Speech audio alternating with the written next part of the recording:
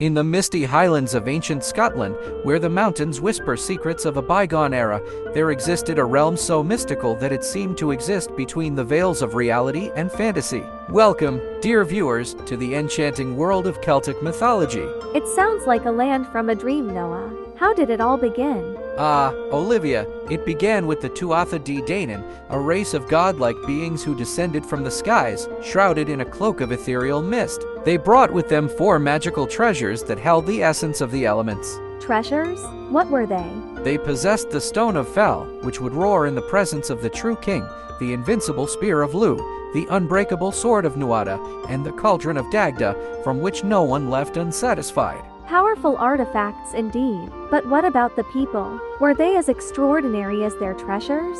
More than you can imagine. The Celts believed in the interconnectedness of all life, where every tree, river, and mountain had a spirit. Druids, the wise ones, were the keepers of this sacred knowledge, communicating with the other world through rituals and Ogham stones. And did these druids have magic?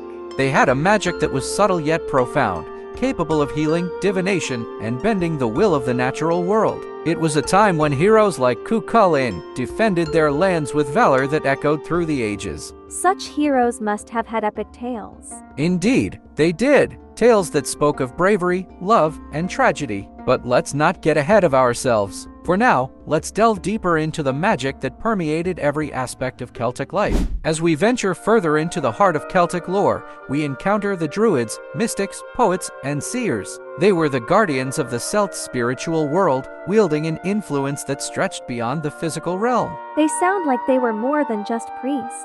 Absolutely, Olivia. They were the scholars and the judges, the mediators between the gods and mortals. Their wisdom was as vast as the forests they revered and as deep as the lochs that mirrored the sky. What about their language? I've heard of something called Ogham. Ogham, yes. It was the sacred script of the Druids, carved not on parchment but on the very stones that dotted the landscape. Each stroke and each letter a conduit to the divine, a language that whispered to the leaves and danced with the wind. Could it be that these carvings hold secrets to their magic? Perhaps the greatest secrets of all. The Druids believed that Ogham was a key to unlocking the mysteries of the universe. They used it to foretell events, to protect, and to curse. It was their connection to the ancestors, to the spirits of nature, and to the very essence of existence. It's fascinating to think that such knowledge could be hidden in plain sight. Indeed, and while the Ogham stones remain, their true meanings are often lost to time. But let's not dwell on what's lost. Instead, let's celebrate the legacy that survives in the myths and legends that continue to inspire us. I can't wait to hear more about these legends. What's next, Noah? Next, we'll explore the tales of heroes and heroines whose deeds are etched not just in stone, but in the very soul of Celtic culture. Stay tuned for the next chapter, where valor and virtue come. Now, let us turn the pages of time to the age of heroes and heroines, where the valor of warriors was as renowned as the enchantments of sorceresses. In this chapter, we'll meet figures whose names are immortalized in Celtic lore. I'm eager to hear about them. Who stands out among these legendary figures? One cannot speak of Celtic heroes without mentioning the great Cú Chulainn, the Hound of Ulster. His strength was unmatched, his courage unyielding, and his fate intertwined with the gods themselves. A hero touched by the divine. Was he a real person or a creation of myth? That's the beauty of mythology, Olivia. It blurs the lines between history and legend. Cú Chulainn may have been a man elevated to mythic status or a deity remembered through human tales. His exploits, however, are legendary, battling entire armies alone, his Astrad transforming him into an unstoppable force. Incredible. And what of the heroines? Were they as formidable? Indeed, they were. Take Queen Med, for example, a warrior queen of Connacht. Her ambition knew no bounds. She led armies into battle and sought the prized brown bull of Cooley to prove her supremacy over her husband. A queen leading armies? That's quite progressive for ancient times.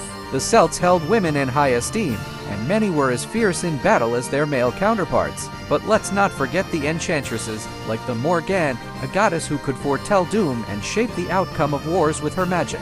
It seems the Celts had a rich tapestry of characters, each more fascinating than the last. Absolutely. Their stories are woven into the fabric of Celtic culture, teaching us about their values, their fears, and their aspirations. But our journey doesn't end here. In the next chapter, we'll explore the twilight of the Celtic world and the legacy it left behind. As dusk falls upon the Celtic lands, we find ourselves amidst the twilight of this ancient culture. It's a time of transformation, where the old ways blend with the new, and the myths of the Celts begin to echo through the corridors of time. It sounds like an end, but also a beginning. Precisely, Olivia. As the Roman legions marched across Europe, the Celts faced conquests that threatened to extinguish their way of life. Yet, it was not the sword that preserved their legacy, but the power of their stories passed down through generations. So, their culture survived through tales and legends?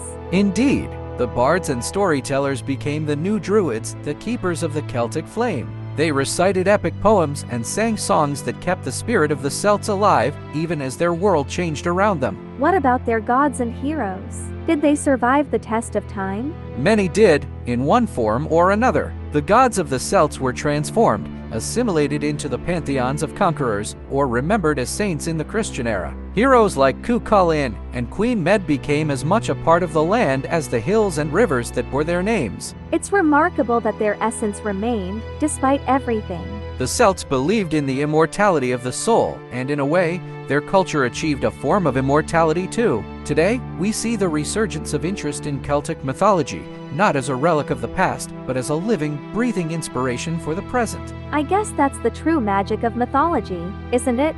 Its ability to endure and inspire. Exactly. And as we close this chapter, we realize that the story of the Celts is far from over. It continues in the art, the literature, and the hearts of those who find wonder in the ancient tales. Thank you, Noah, for this journey through Celtic mythology. I feel like we've only scratched the surface. And that's the beauty of it, Olivia. There's always more to explore, more mysteries to uncover. For now, we bid farewell to our viewers, but remember, the path of discovery is endless. Until next time, keep the legends alive.